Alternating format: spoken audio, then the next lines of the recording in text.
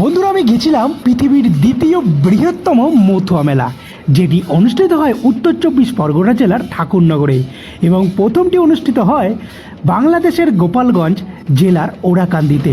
এটি শ্রী হরিচাঁদ ঠাকুরের জন্মতিথিতে কিন্তু অনুষ্ঠিত হয় এই বিশাল মথুয়া মেলা, যেটা তোমরা এখন সামনে দেখতেই পাচ্ছ।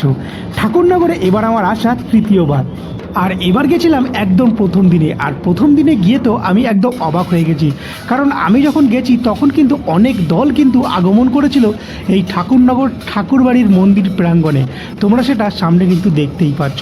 আর এখানে এসে সত্যি অনেক ভালো লাগছিল, কারণ চারিদিকে কাঁসর আর ডঙ্কার আওয়াজে যেন জমে উঠেছিল এই ঠাকুরনগর। তারপরে আমি চলে গেছিলাম কামনা সাগরের কাছে।